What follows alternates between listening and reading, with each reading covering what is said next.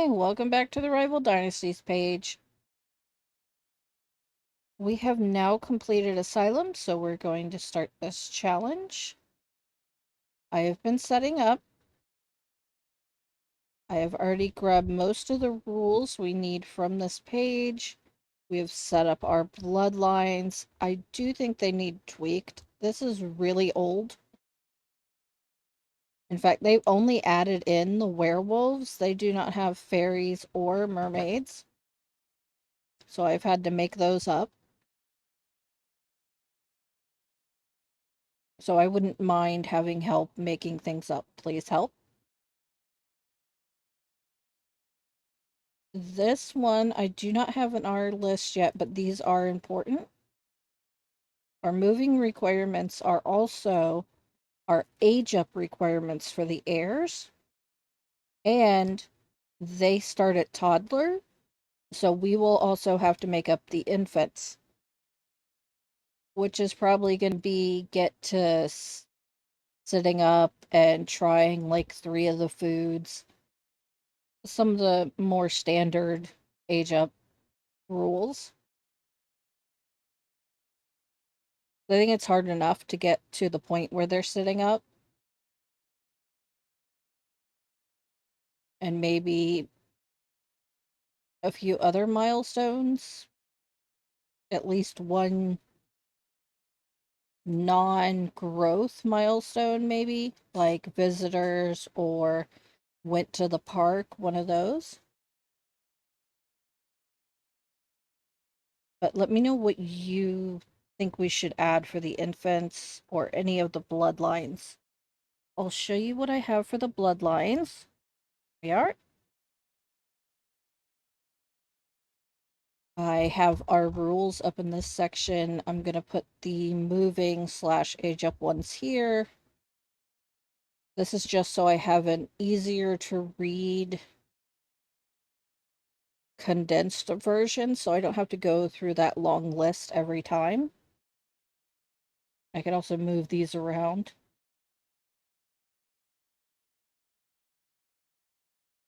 And we have a total of 7 households that we're going to rotate through.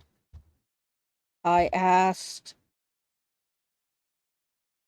my friends on the Amanda's Discord. Yes, she is the Amanda. Most of you know of her or have heard me talk about her. She is the Amanda. On her Discord, if they thought I should add hunters, they did, of course. So we do have a human hunter who will be going after some of our people here. I did my best for the Mer and the fairies to make them line up with the other ones here. And we'll probably get more in depth as we do each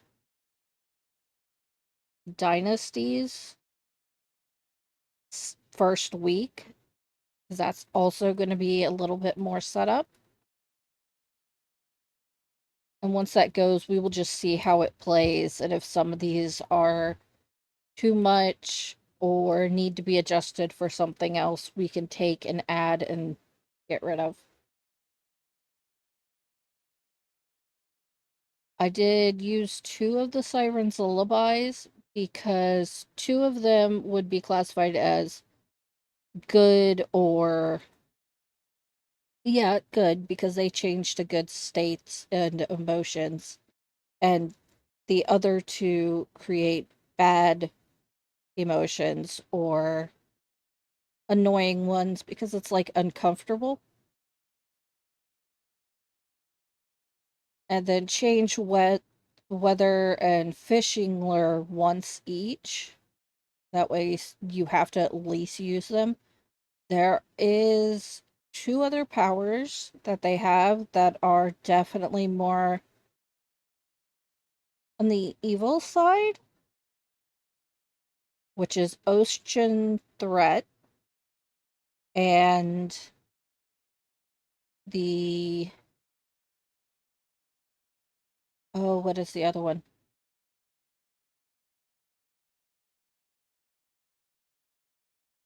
I forget what the other one is called, but they bring you over themselves and try and drown you, as opposed to having a monster from the depths drown you. And then there's also a mermaid's kiss one that I think should be up to the sim. I think they definitely need to befriend a dolphin. That's another power they have that they can call a dolphin. So they should have to have a dolphin friend. The local festivals are something you don't really know you have to keep track of yourself unless you play Sulani who go to each of the festivals. So I think that's a good one for the mermaids.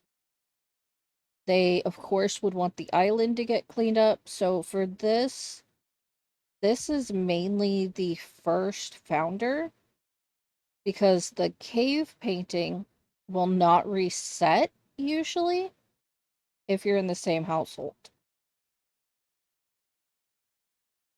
So it's just going to have to be a one-time thing. And with cleaning up Sulani, they need to maintain it over the next generations. And then most all of these have contribute to portraits if they have a separate form. So every occult that has a separate form, like their dark vampire form or their werewolf, or they got flippers, they have to have two portraits in their museum.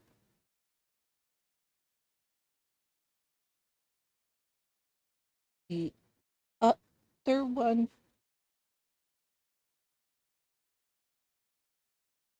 okay, the fairies one was not bad because I was able to base it off of a lot of the other ones pretty easily. The mermaids, it helped me to have the aliens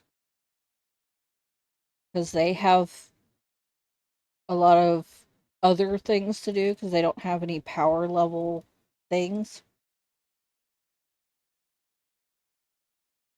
And I couldn't think of like there's a lot of collections there. I don't know, maybe we should keep them exclusive to the mermaids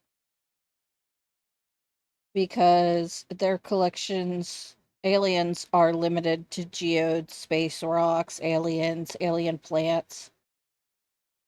So things that are from Sixum mostly. So the mer may want the shells, the treasures, and the underwater photos. And then the other bloodlines can't touch those ones. The fairies, I have the aspiration was easy to figure out because you do the fairy stories and then one of the other two, I think it's two, and then purchase at least 15 fairy abilities. I took a look at all the different amounts and tried to work out the number that would work for this. The werewolves also have 15 because they have the same amount as fairies. And then I tried to add in other things like use your fairy dust on gnomes 3 times because that seems like a thing that would happen. And maybe also shrink down and do some of those would be a good one. I haven't played with fairies. Then, of course, the museum. I don't really have any cants for them either. Nobody but the vampires has a cant. And the only ones I created were the fairies and the mermaids. The hunters were already a thing.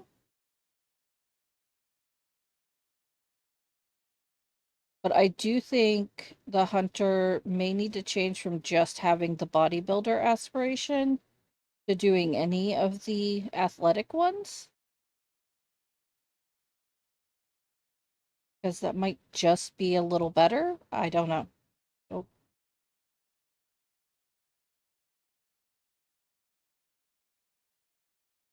let's go. And I'm going to show you the Sims that I have already created.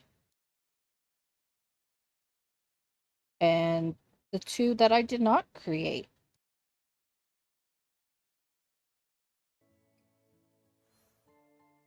Uh, I went through here and placed down houses. Everybody has a house. They are not properly furnished houses. But everybody has a house in a specific style just for them. And yeah, I think we'll go in this way. This is Carissa Crawley. And maybe we will...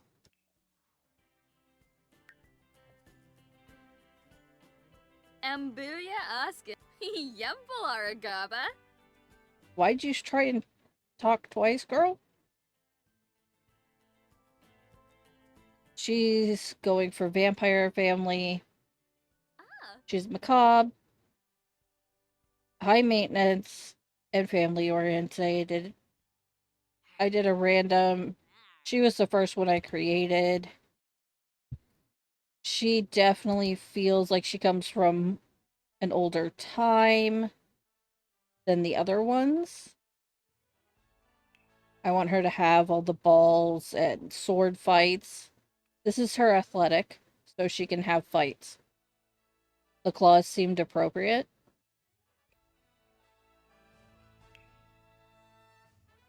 And I tried to give each person a distinct color theme. So it would play into their dynasties and eventually their kingdoms. Pressed.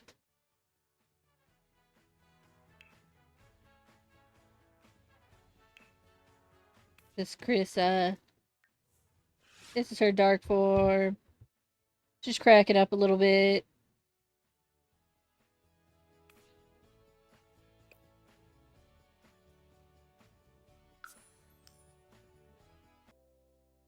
Now I want to go through and do all their housing introductions on their first week, where we really get to meet everybody and get their full personality. This is our alien. She lives in Strangerville. She's a cutie patootie. Again, I mostly start with random Sims. She wants to be a neighborhood confidant. She's cringe because that's how she studied humans. Paranoid and adventurous. Name is Zyla Herring. And because Strangerville is 60s for me, I kind of tried to style her in a somewhat 60s, 70s vibe. That's orange for her.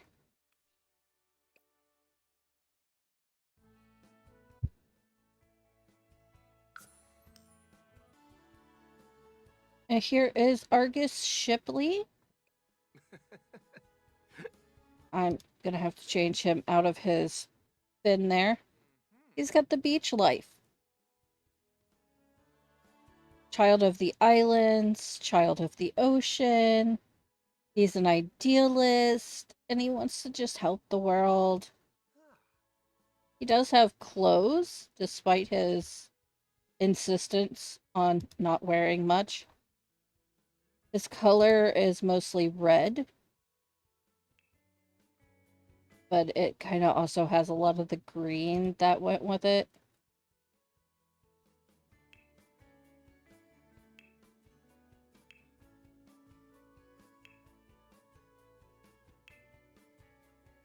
And I like his eyes. They match the shirt so well.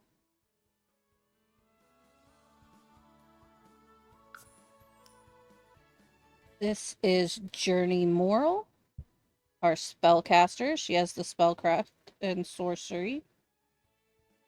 She's a bookworm, she's mystical, and she's a bit of a snob. She reminds me of a sim I had that was Snow White. So I kind of leaned into it with the yellow and blue. So that is basically her theme. And she's very Snow White. I think she's adorable. I think all of them are pretty adorable, though. I might be biased. These are our werewolves, and they were not made by me. Ow! Uh-huh. But I did, because I'm doing the colors, have to change them to have a more cohesive color, and they got black, a little bit of purple. Oh, oh, oh! I didn't really change much except for the colors. Mm-hmm. And I hope Little Wolf is okay with that. I think she is cute. And her beast form. And she has the werewolf initiate. They have to have that one. That's their requirement. So I did change that, but I didn't change any of their traits. So she's outgoing, loves outdoors, and active. And Cedar Wildgrove. He also got the color changed to black. Good looking dude, little beat up here.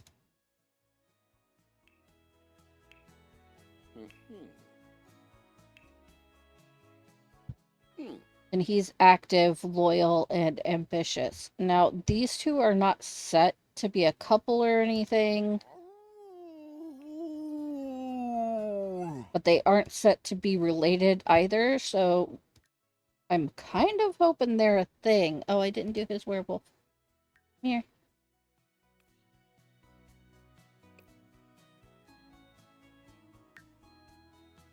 But yeah, I'm hoping they'll be a thing, and I'm treating them like they're settlers to the area.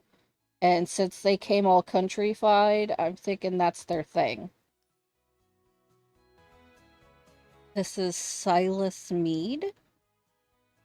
And he came with this mustache when I rolled him up, so he had to keep it.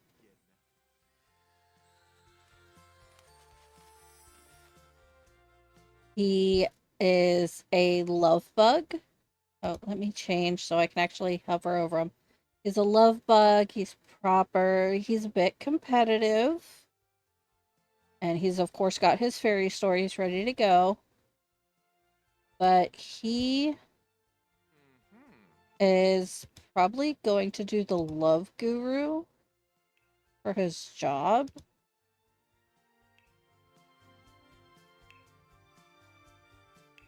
And a lot of sweets and baking. He's just adorable.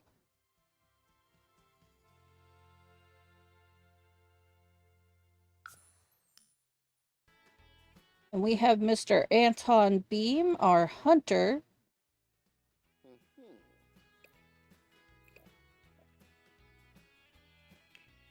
He has the required bodybuilder aspiration, but I want to take a look at the other ones and see how we feel about including those for the future heirs. His color is brown.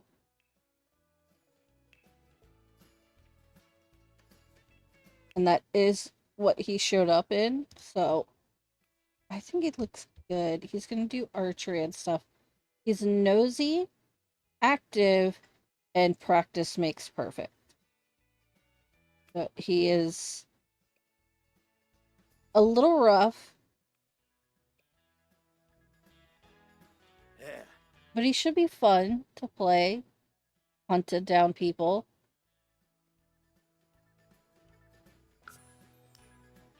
He's in Gibby Point. Right here. So he has this top section to fill out.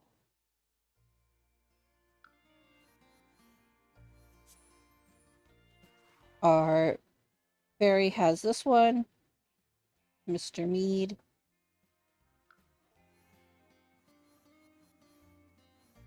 Where are we at? Werewolves. They have their own world, so we don't have to worry about that. They do have their house up here.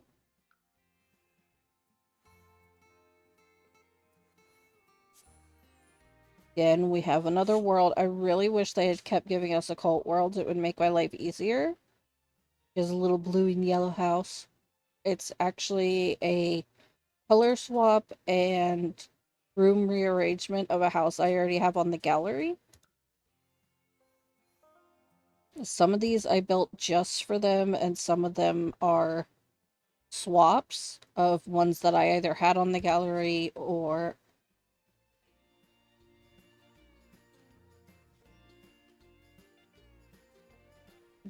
made but didn't ever show them, or I used them for a different tutorial. He's got this upper section here. Gonna have to go over here and do things, but this is where he has to fill out.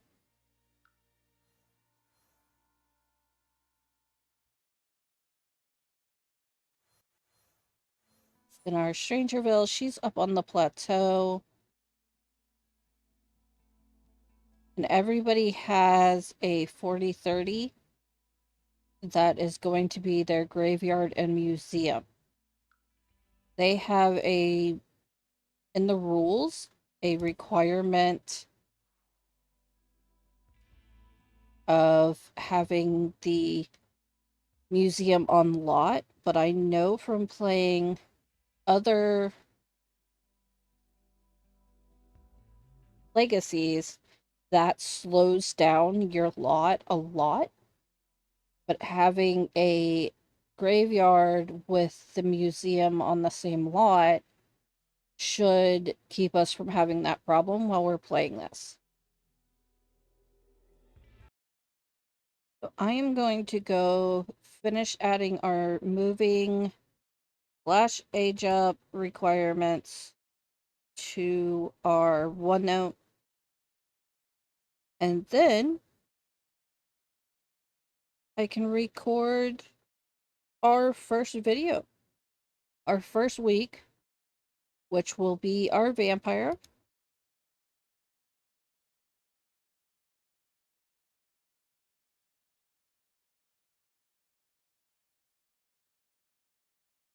And we'll see how the Crawley Dynasty gets going.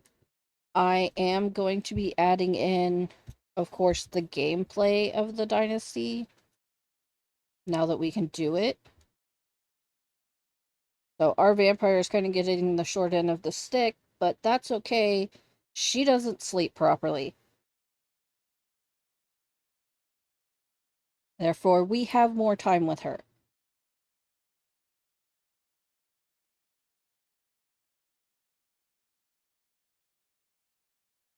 And we will be using that week to figure out how the dynasties work, how we're going to do all that with everybody else. My plan is that once the founder has completed their requirements, they can then become a royal after they've done their thing, and that's how they become the nobility in their world. And I haven't touched that pack much yet, so this is going to be chaos. And we love chaos. So I will see you next time to torture ourselves with the first week. Bye bye. Again, make sure you leave any notes and help in the comments. Please and thank you.